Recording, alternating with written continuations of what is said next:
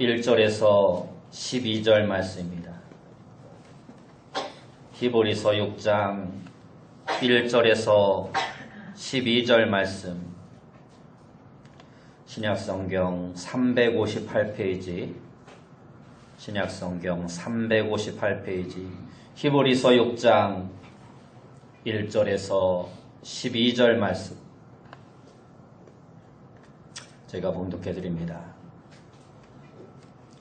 그러므로 우리가 그리스도의 도의 초보를 버리고 죽은 행실을 회개함과 하나님께 대한 신앙과 세례들과 안수와 죽은 자의 부활과 영원한 심판에 관한 교훈의 터를 다시 닦지 말고 완전한 대로 나아갈지니라.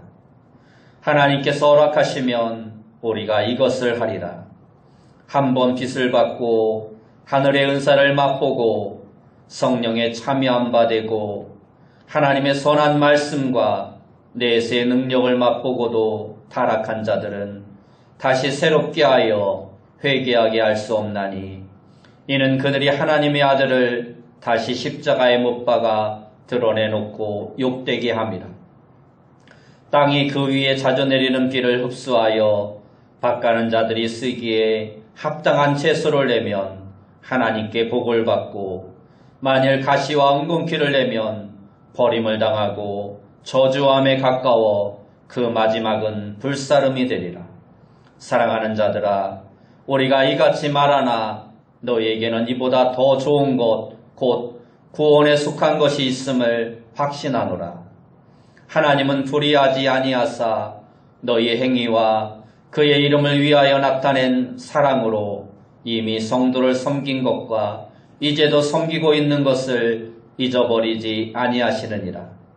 우리가 간절히 원하는 것은 너희 각 사람이 동일한 부지런함을 나타내어 끝까지 소망의 풍성함에 이르러 게으르지 아니하고 믿음과 오래 참음으로 말미암아 약속들을 기업으로 받는 자들을 본받는 자 되게 하려는 것이니라.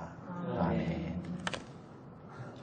우리 옆에 분들과 인사합시다. 만나서 반갑습니다. 다시 한번 인사합시다. 오늘도 큰 은혜 받읍시다. 오늘 우리가 읽은 말씀을 통해서 신앙의 업그레이드라는 제목으로 이 시간 함께 은혜의 말씀을 나누기 원합니다. 25층에 사는 꼬마가 매일같이 20층까지만 엘리베이터를 타고 올라가고 나머지 5층은 항상 걸어서 올라갔습니다. 왜 이 꼬마는 매일같이 그렇게 했을까요? 정답은 키가 작아서입니다. 엘리베이터 25층의 버튼이 제일 위에 있는데 이 꼬마는 키가 작아서 20층까지만 손이 닿는 것이었습니다. 그래서 나머지 5층은 항상 걸어서 올라가야 했던 것입니다. 그러면 어떻게 해야 할까요? 버튼 아래에 받침을 하나 놓던지 아니면 이 아이의 키가 빨리 커야 하는 것입니다. 이와 같이 우리 신앙인도 키가 자라고 믿음이 자라가야 합니다.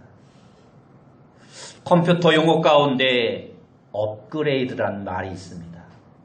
이 말은 제품의 질과 성능을 높인다라는 말입니다. 요즘 게임이나 영화나 사진 같은 것들은 예전과 다르게 용량을 많이 차지합니다.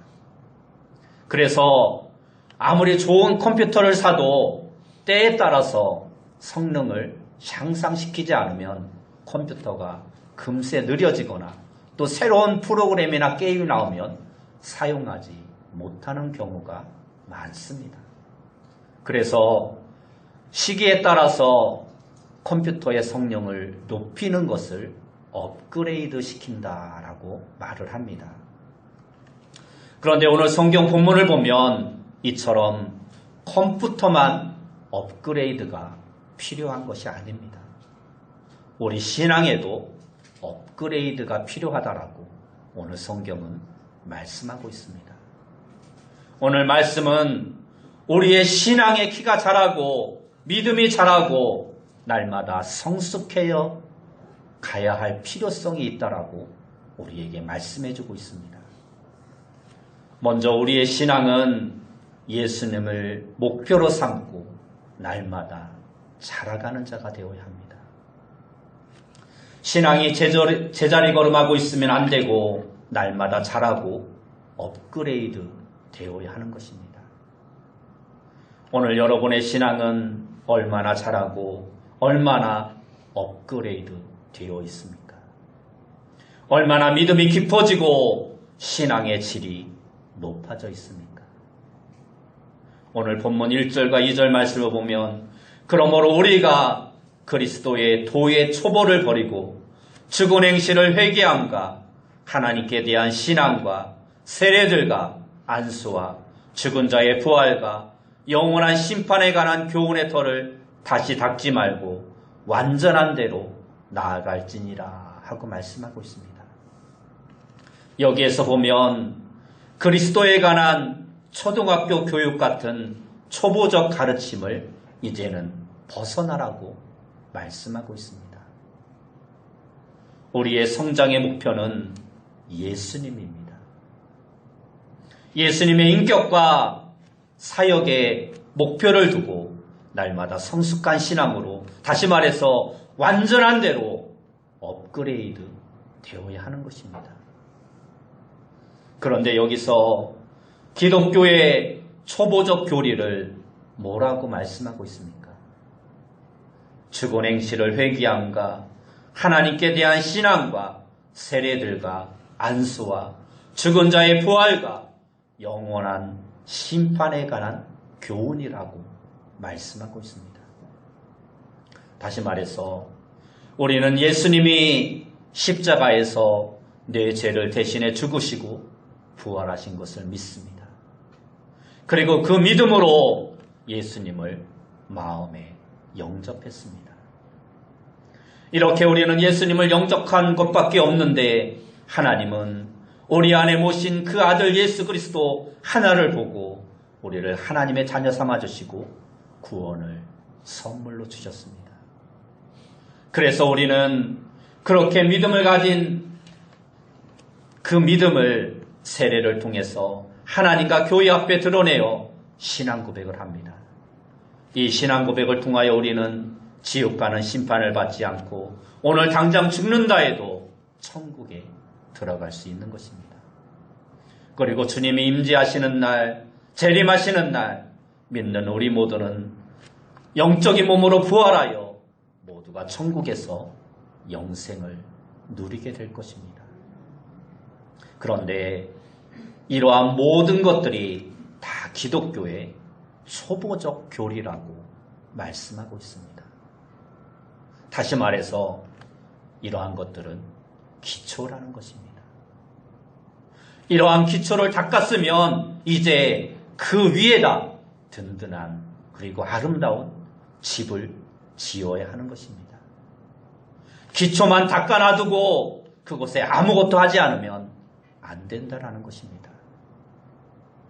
가끔 차를 타고 가다 보면 짓다가 부도가 났는지 뼈대만 서 있고 흉물스럽게 폐허가 된 건물들을 종종 볼 때가 있습니다. 우리의 신앙도 자라지 않으면 그러한 몰골이 되고 마는 것입니다.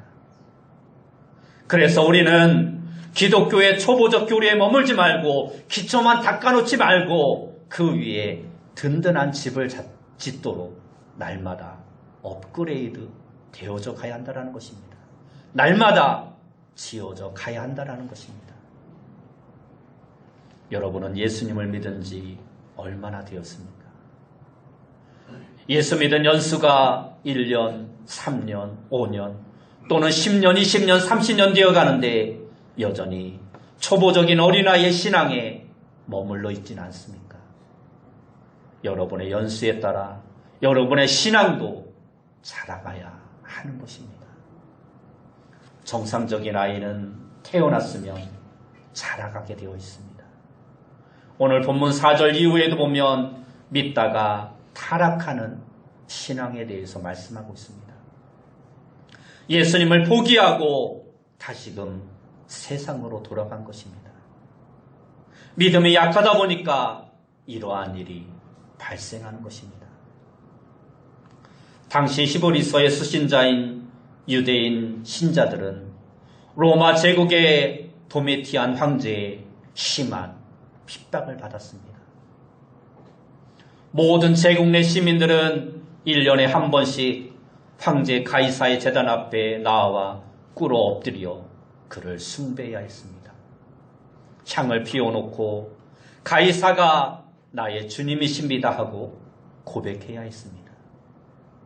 그리고 나면 총독으로부터 황제의 대리자 세레노스와 헐마스는 그대가 제사 드리는 것을 목격했노라 몇 년, 몇 월, 며칠이라는 증서를 받게 되어 있었습니다.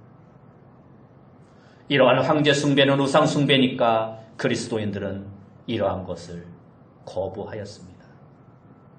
결국 이 일로 많은 그리스도인들이 감옥에 갇히거나 죽임을 당할 뿐 아니라 가산을 약탈당하고 사회로부터 냉대와 조롱과 또한 직업적인 따돌림을 당하게 되었습니다. 그러기에 당시 그리스도인들은 극도의 가난함을 면치 못했던 것입니다. 히브리서 기자는 히브리서 10장 32절에서 34절 말씀에 보면 이렇게 말씀하고 있습니다. 전날에 너희가 빚을 받은 후에 고난의 큰 싸움을 견디어 낸 것을 생각하라. 혹 비방과 환란으로서 사람에게 구경거리가 되고 혹은 이런 형편에 있는 자들과 사귀는 자가 되었으니 너희가 갇힌 자를 동정하고 너희 소유를 빼앗기는 것도 기쁘게 당한 것은 더 낫고 영구한 소유가 있는 줄 알미라. 초대교회의 상황을 사도 바울은 그렇게 말씀하였던 것입니다. 바로 이것이 초기 그리스도인들이 겪고 있었던 박해와 고난이었습니다. 이러한 와중에 예수 믿는 유대인 교인들 중에 일부가 그러한 박해와 경제적인 가난을 견디지 못하고 기독교를 버리고 유대교로 다시금 돌아가는 배교의 일들이 일어났던 것입니다. 기독교인들은 로마 제국의 박해와 경제적인 압박을 받는 반면에 유대교인들은 그래도 로마의 압박을 받지 않았던 것입니다. 그러니까 박해와 고난 때문에 예수를 믿다가 그만 포기하고 다시금 세상으로 돌아간 것입니다. 이에 대해 하나님은 히브리서 10장 38절에 이렇게 말합니다. 나의 의인은 믿음으로 말미암아 살리라. 또한 뒤로 물러가면 내 마음이 그를 기뻐하지 아니하리라. 뒤로 물러가면 내 마음이 그를 기뻐하지 아니하리라. 또한 28절에서 29절 말씀에 보면 기뻐하지 않을 정도가 아니라 진노하신다라고 말씀합니다. 모세의 법을 폐한 자도 두세 증인으로 말미암아 불쌍히 여김을 받지 못하고 죽었거든 하물며 하나님의 아들을 짓밟고 자기를 거룩하게 한 언약의 피를 부정한 것으로 여기고 은혜의 성령을 욕되게 하는 자가 당연히 받을 형벌은 얼마나 더 무겁겠느냐 너희는 생각하라고 말씀합니다. 그것은 마치 자식이 가출한 것과 같은 것입니다. 만일 여러분에게 학교에 다니는 자녀가 있다고 생각해 보십시오. 아들 친구가 공부하기 싫어서 가출했는데 그걸 보고 아들도 덩달아 술렁거리면서 가출하려는 움직임이 여러분의 눈에 띄었습니다. 그러면 부모로서 여러분은 어떻게 하시겠습니까? 나가든 들어가든 네 마음대로 해. 그냥 내버려 두시겠습니까? 아니면 야단치고 경고하고 협박도 하고 때로 회유도 하고 격려도 하면서 어떻게 하든지 최선을 다해 아들의 마음을 잡으려고 노력하겠습니까? 당연히 후자일 것입니다. 그것이 바로 오늘 시보리서 6장의 내용과 구조입니다. 먼저 첫 번째로 보면 딴 데 신경 쓰지 말고 공부 열심히 해서 훌륭한 사람이 되라는 권고의 말씀입니다. 그것이 바로 1절과 2절의 말씀입니다. 그러므로 우리는 그리스도의 초보적 교리를 제쳐놓고서 성숙한 경지로 나아가자 하는 것입니다. 다시 말해서 신앙적으로 성숙하라는 것입니다. 두 번째는 한번 잘못 발 들여놓으면 영영 돌이킬 수 없는 밥이란다. 그렇게 되면 내 인생 망치는 거야 하면서 아들에게 경고하는 것입니다.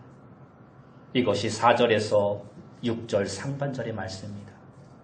한번 빚을 받고 하늘의 은사를 맛보고 성령에 참여한 바 되고 하나님의 선한 말씀과 내세의 능력을 맛보고도 타락한 자들은 다시 새롭게 하여 회개할 수 없나니 경고하는 것입니다. 세 번째는 내가 또 그렇게 하면 부모 가슴에 못 박는 일이니까 절대 그렇게 하지 말라고 협박하는 것입니다. 그것이 6절 후반절의 말씀입니다. 이는 그들이 하나님의 아들을 다시 십자가에 못 박아 드러내놓고 욕되게 함이라. 네 번째는 너만 잘해봐. 그러면 부모가 무슨 소원이든 안 들어주겠니? 하며 회유하는 것입니다. 이것이 7절의 말씀입니다. 땅이 그 위에 자주 내리는 비를 흡수하여 밭가는 자들이 쓰기에 합당한 채소를 내면 하나님께 복을 받고 이렇게 회유하는 것입니다. 다음으로 넌 잘할 수 있어. 여태까지 잘 해왔잖니 하면서 격려하는 것입니다. 그 내용이 9절과 10절의 말씀입니다. 사랑하는 자들아, 우리가 이같이 말하나 너에게는 이보다 더 좋은 것, 곧 구원에 속한 것이 있음을 확신하노라. 하나님이 불의하지 아니하사 너희 행위와 그의 이름을 위하여 나타낸 사랑으로 이미 성도를 섬긴 것과 이제도 섬기고 있는 것을 잊어버리지 아니하시느니라. 그리고 나서 부모가 뭘 더 바라겠니? 너 잘 되는 것, 이것이 부모의 유일한 소망이란다 말하며 애원하는 것입니다. 이것이 11절과 12절의 말씀입니다. 우리가 간절히 원하는 것은 너희 각 사람이 동일한 부지런함을 나타내어 끝까지 소망의 풍성함에 이르러 게으르지 아니하고 믿음과 오래 참음으로 말미암아 약속의 기업들을 받는 자들을 본받는 자 되게 하려는 것이니라. 그러면서 이제는 예화를 들어서 인용을 합니다. 너희 삼촌도 그럴 뻔했지만 잘 참고 견디더니 요즘 얼마나 잘 살고 있니 하면서 비유를 드는 것입니다. 이것이 13절에서 15절의 말씀입니다. 하나님이 아브라함에게 약속하실 때 가리켜 맹세할 자가 자기보다 더 큰 이가 없으므로 자기를 가리켜 맹세하여 이르시되 내가 반드시 너에게 복주고 복주며 너를 번성하게 하고 번성하게 하리라 하셨더니 그가 이같이 오래 참아 약속을 받았느니라. 그리고 마지막으로 하늘은 스스로 돕는 자를 도우니까 참고 견디어봐 하면서 다시 한번 아들을 권고하는 것입니다. 이것이 마지막 16절부터 20절까지의 말씀입니다. 그럼에도 불구하고 나는 지금이 좋으니까 잘하지 않고 그냥 제자리에 있을 거야 하면서 이렇게 말하는 자는 실제로는 제자리 걸음을 하는 것이 아니라 오히려 퇴보하고 있다는 것입니다. 왜냐하면 마귀란 놈이 우리 성도를 그냥 놔두지 않고 계속 공격하고 있기 때문입니다. 흐르는 강물에서 계속해서 가만히 있으면 오히려 강물에 떠내려가고 맙니다. 떠내려가는 것과 똑같은 이치입니다. 그렇기 때문에 우리는 신앙적으로 자라가야 합니다. 예수님을 목표로 바라보며 날마다 흐르는 물을 거슬러 올라가는 자가 되어야 합니다. 그렇다면 어린아이 신앙과 성숙한 신앙의 차이는 무엇일까요? 첫째는 자기만 생각하는 것에서 이제는 다른 사람을 생각하는 것입니다. 어린아이의 특징은 자신의 필요밖에 모른다라는 것입니다. 아이는 배가 고프면 엄마가 무엇 하고 있든지 상관없이 보챕니다. 참을 줄 모릅니다. 우유병을 입에 갖다 줄 때까지 울어 젖히는 것이 어린아이의 습성입니다. 이처럼 영적으로 어린 사람들도 똑같이 자신의 필요밖에 모르고 인내할 줄 모르는 것입니다. 그래서 다투고 싸우고 상처를 받는 것입니다. 예수님 믿은 지 어느 정도 되면 이제 좀 남을 배려하고 섬기고 도울 수 있는 자로 살아가는 자가 되어야 합니다. 그런데 여전히 자신만 생각하고 자기 가족만 생각하면 그것이 바로 어린아이의 신앙인 것입니다. 우리가 교회에서 신앙생활을 하면서 교회와 다른 여러 성도들에 대해서 무관심하고 여전히 자기 자신만을 생각한다면 우리의 믿음은 이와 같은 어린아이와 같은 것입니다. 세상에서도 10년 정도 한 직장에 일하면 승용공이 되고 그 일에 대해서 전문가가 됩니다. 마찬가지로 우리가 예수 믿은 지 10년쯤 되었으면 교사도 되고 전문가도 되고 리더가 되어서 남을 가르치고 인도하는 선생이 되어야 하는 것인데 여전히 기초만 배우고 여전히 남의 도움만 받고 있으면 안 된다라는 것입니다. 우리의 믿음도 자라고 우리의 믿음이 커져야 한다는 것입니다. 성숙한 성도로 키우려면 자녀 키울 때 그러하듯이 홀로서는 연습을 시켜야 합니다. 자녀를 키울 때 보면 아주 어릴 때에는 부모가 모든 일들을 일일이 다 챙겨줍니다. 그러나 아이가 나이가 들어가면서 점점 하나하나씩 독립을 허용합니다. 10대가 되면 좀 더 많은 자유와 책임을 부여해주고 대학생이 되면 자기 인생은 전폭적으로 자기가 책임지도록 맡깁니다. 그래서 궁극적으로는 자신의 앞가림을 할 뿐 아니라 이제는 나이 든 부모를 돌볼 수 있도록 자라게 되는 것입니다. 그러므로 교회에서도 성도들이 성숙해지기를 원한다면 목사가 일방적으로 섬기기만 하는 관계에서 벗어나야 합니다.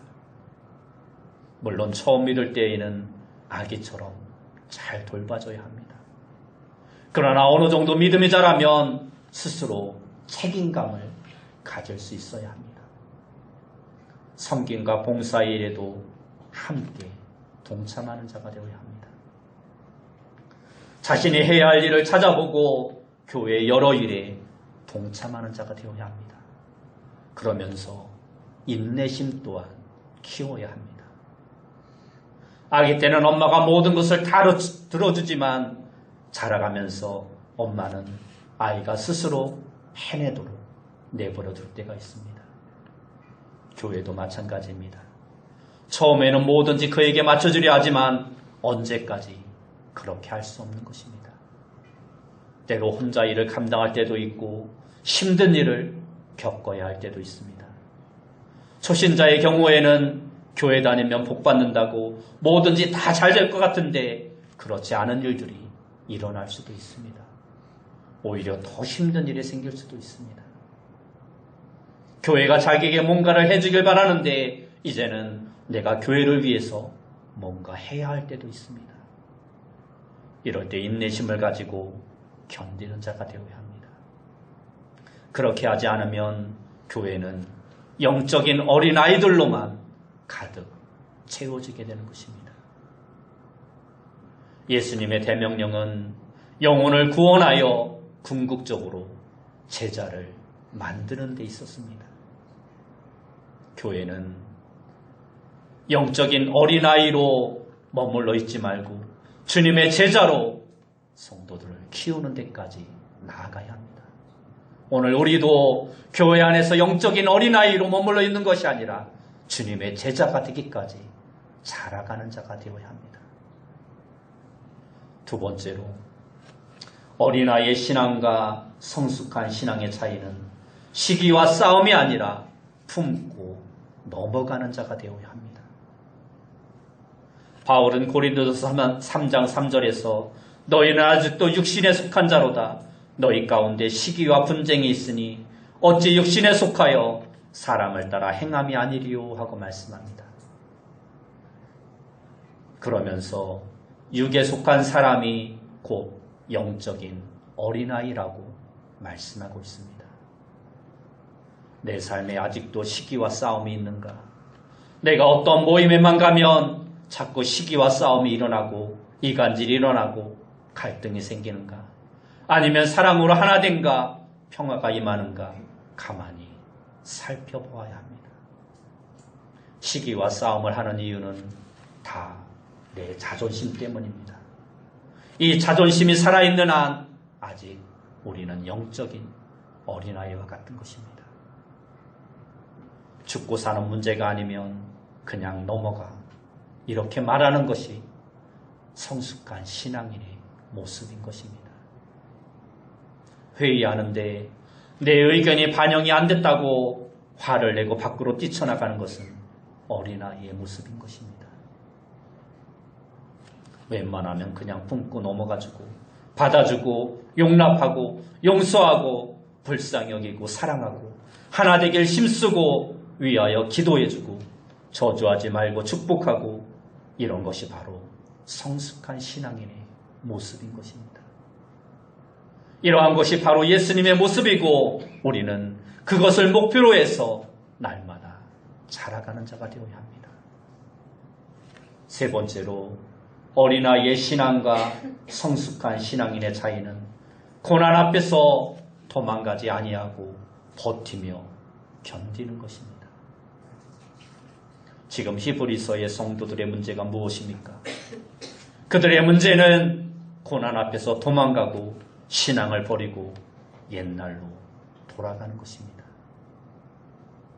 고난이 와도 그것이 옳은 길이라면 절대 물러나지 말고 견디며 자기 자리를 지키는 것이 정상입니다. 그런데 그들은 그러한 확신과 용기가 없었습니다. 예수님을 포기하고 다시 세상으로 돌아가면 그들에게 남는 것은 지옥뿐이었습니다. 그런데도 그들은 신앙을 포기하고 다시 옛 생활로 돌아갔습니다. 그 이유는 성과 악을 분별하는 지각을, 온전한 믿음을, 장성한 신앙인의 믿음을 가지지 못하였기 때문입니다. 뭐가 옳고 그른지, 무엇이 참되고 무엇이 거짓된지 알지 못하였기 때문입니다. 기초만 쌓아놓고 잘하지 못했기 때문에 신앙에 고난이 왔을 때 넘어지고 마는 것입니다. 그래서 히브리서 5장 13절과 14절을 보면 이는 젖을 먹는 자마다 어린아이니 의의 말씀을 경원하지 못한 자요 단단한 음식은 장성한 자의 것이니 그들은 지각을 사용함으로 연단을 받아 선악을 분별하는 자들이니라 하고 말씀합니다. 우리가 신앙생활에서 성경 말씀과 기도 생활하는 것 신앙의 기본입니다. 그런데 어린아이는 젖을 먹지만 장성한 사람은 고기와 같은 단단한 음식도 먹을 수 있는 것입니다.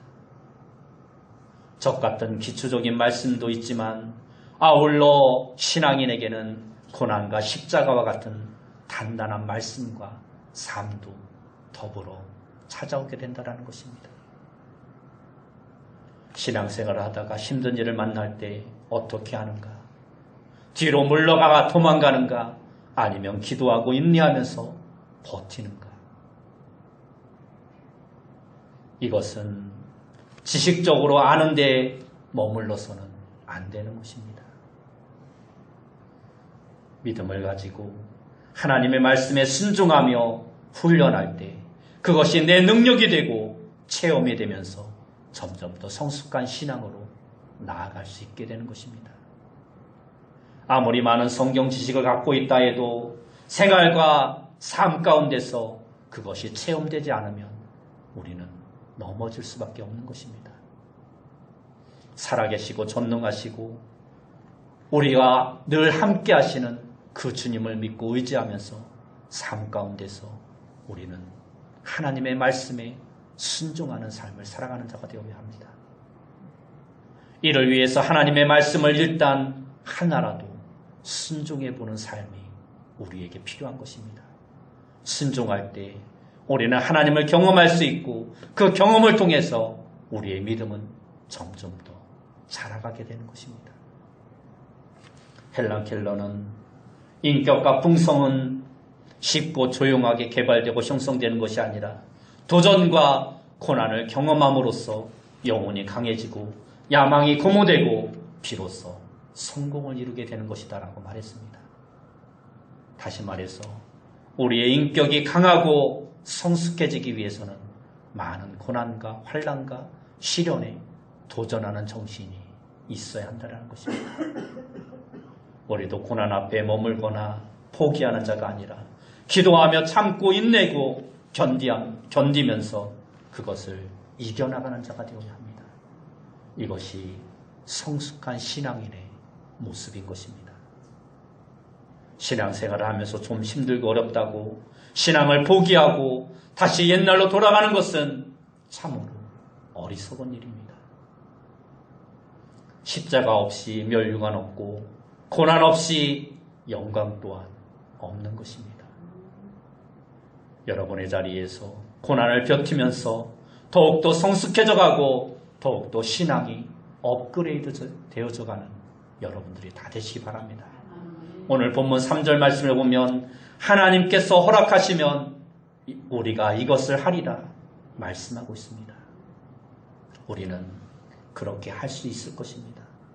왜냐하면 예수님은 우리를 위해 하늘 보좌 우편에서 우리를 위해 중보기도 하시고 우리 안에 계신 성령님이 또한 날마다 우리를 돕고 계시기 때문입니다. 그러므로 오늘 11절과 12절의 말씀처럼 너희 각 사람이 동일한 부지런함을 나타내어 끝까지 소망의 풍성함에 이르러 게으르지 아니하고 믿음과 오래 참음으로 말미암아 약속들을 기업으로 받은 자들을 본받는 자들인 것처럼 여러분들도 다 이러한 자가 되어서 신앙의 승리자가 되시길 예수님의 이름으로 축원합니다.